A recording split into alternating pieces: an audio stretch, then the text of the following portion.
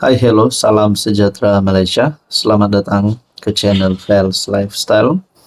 Terima kasih kerana terus setia dan terus bersama di dalam channel ini.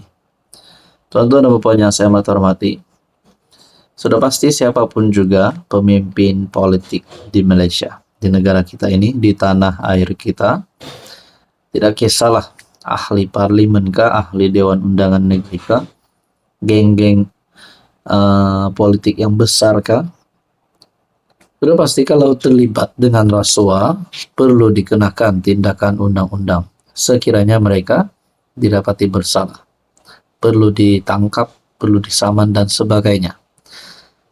Pendek kata, perlu dikenakan tindakan undang-undang. Lebih-lebih lagi pemimpin politik yang mempunyai pengaruh yang besar atau lebih kepada menjadi seorang public figure. Saudara-saudara, berkaitan dengan rayuan kes pecah amanah, nasib Syed Saddiq diketahui 25 Jun ini. Keputusan rayuan ahli Parlimen Muar, Syed Saddiq Syed Abdul Rahman terhadap sabitan dan hukuman kerana bersubahat melakukan pecah amanah, salah guna harta serta pengubahan wang haram membabitkan dana Angkatan Bersatu Anak Muda Armada akan diketahui pada 25 Jun ini. Perkara itu dimaklumkan Timbalan Pendakwa Raya Datuk Wan Syahrudin Wan Ladin ketika dihubungi, dan ia turut disahkan oleh Peguam Datuk Hisham T. Poh Teik yang mewakili Syed Saddiq. Tarikh itu ditetapkan pada pengurusan kes melalui aplikasi Zoom di hadapan Timbalan Pendaftar Mahkamah Rayuan Muhammad Nur Firdaus Rosli, kata Wan Syahrudin. Pihak pendakwaan dan pembelaan selesai berhujah pada 17 April di hadapan panel 3 hakim Mahkamah Rayuan, yaitu Datuk Ahmad Zaidi Ibrahim, Datuk Azman Abdullah dan Datuk Norin Badaruddin. Pada 9 November 2023, Syed Saddiq dijatuhi hukuman penjara 7 tahun dan 2 sebatan serta denda RM 10 juta oleh Mahkamah Tinggi KL selepas didapati bersalah atas 4 pertuduhan bersubahat melakukan pecah amanah, jenayah, salah guna harta dan pengubahan wang haram yang membabitkan dana armada.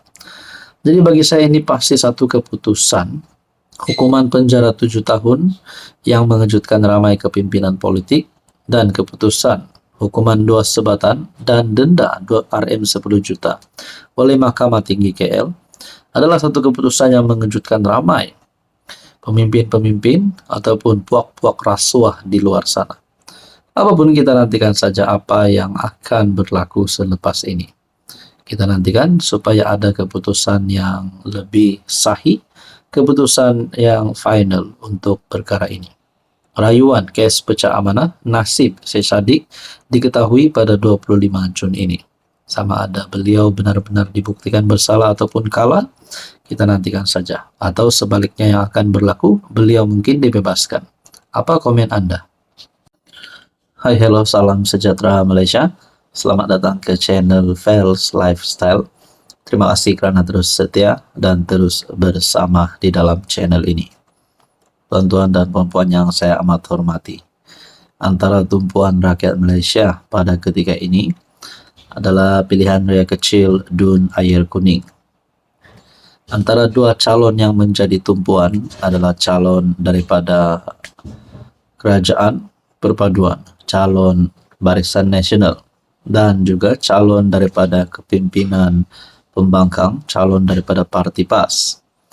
Nah, saudara-saudara, sudah pasti ada yang cakap BN mendahului, kerana isu terbaru sebelum ini berkaitan dengan membabitkan tauliah calon Perikatan Nasional.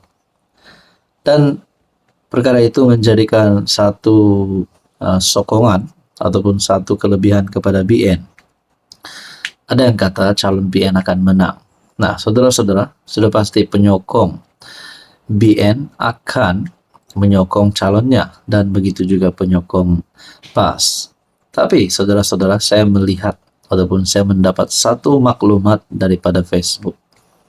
Ini adalah keputusan undi awal rasmi. Bagi saya ini rasmi daripada channel ataupun daripada dapatan saya ini. Keputusan undi awal DUN Air Kuning yang lepas. PH 146 undi, PN 530 undi, PRM 3 dan Muda 8. Manakala yang terkini pula PHBN 592, manakala PN 156 dan PSM 1 undi. Saudara-saudara yang saya amat hormati, ini menunjukkan kalau perkara ini benar dan sahih, ini satu kemenangan bagi calon kerajaan perpaduan mendahului 592 undi berbanding PN yang hanya mendapat 156 undi. Jadi saudara-saudara, kalau benarlah keputusan ini, kalau kita tengok daripada keputusan PRK yang lepas, di mana PN memperoleh 530 undi dan yang terkini jatuh sehingga tinggal 156 undi, ini bermakna ada peralihan pengundi di sini. Ini adalah keputusan undi awal menurut Facebook daripada admin Finn Heizek. Saya tidak pasti ini benar atau tidak, tapi mungkin kalau perkara ini benar, satu kekalahan untuk Perikatan Nasional. Ini satu, kita dapat lihat tren peralihan undi daripada PN kepada Barisan Nasional. Jadi saudara-saudara yang saya amat hormati, berkaitan dengan ini, apa pandangan dan apa komen Anda? Hai, hello, salam sejahtera Malaysia. Selamat datang ke channel Fels Lifestyle. Terima kasih kerana terus setia dan terus bersama di dalam channel ini. Saudara-saudara, tuan-tuan dan puan, ada satu kejutan untuk seluruh rakyat Malaysia, di mana mata-mata netizen sangat tajam untuk menyedari, ataupun biasalah zaman sekarang moden, sikit-sikit viral, sikit-sikit viral. Terbaru adalah berkaitan dengan kesilapan jalur gemilang yang terbaru. Tiba-tiba nama menteri dalam kabinet pimpinan Anwar Ibrahim disebut. Zaid soal adakah menteri akan kena tangkap?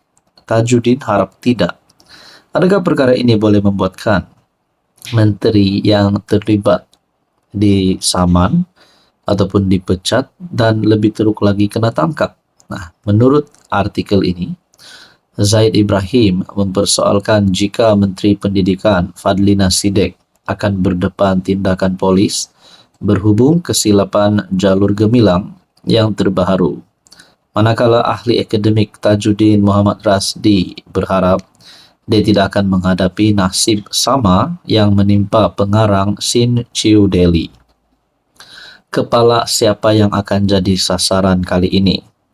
Saya pasti ada kumpulan tertentu akan dakwa bahawa permohonan maaf tidak mencukupi, kata bekas Menteri Undang-Undang itu. Jadi, adakah menteri itu akan ditangkap? Adakah pegawai tertinggi kementerian akan digantung kerja, kata Zaid kepada Malaysia Kini. Dia membuat perbandingan dengan insiden yang melibatkan Sin Chiu ketika menyiarkan gambar jalur gemilang tanpa bulan sabit. Kesilapan itu mencetuskan beberapa laporan polis dibuat di seluruh negara, sehingga menyebabkan dua kaki tangan editorial kanan ditahan untuk disoal siasat. PM Anwar juga menekankan betapa seriusnya kesilapan itu, tetapi mengingatkan semua pihak agar tidak bertindak balas berlebihan. Zaid turut membuat kenyataan sinis sebagai respon terhadap arahan Kementerian Pendidikan supaya pelajar memakai lencana jalur gemilang pada pakaian seragam dengan mendakwa ini akan memperkukuhkan kebanggaan negara dan memupuk semangat patriotisme. Dia seterusnya mencadangkan agar lencana itu juga perlu dipakai oleh Fadlina dan kaki tangan kementeriannya. Ini mungkin membantu mereka mengingati rupa sebenar jalur gemilang dan mengelakkan kesilapan masa depan, katanya sinis. Sebelum ini, Tajuddin Rasdi yang sebelum ini mengkritik tindakan yang diambil terhadap Akbar Sinchu Delhi. Berkata dia berharap menteri itu tidak akan ditimpa nasib yang sama. Saudara-saudara yang saya hormati, berkaitan dengan ini, Anda rasa apa yang akan berlaku terhadap Kementerian Pendidikan, terutamanya menteri yang memegang platform itu? Itulah persoalannya, sama ada dikuburkan, dipecat, digantung, ataupun menurut soalan ini, adakah menteri akan kena tangkap? Tuan-tuan, apa komen Anda?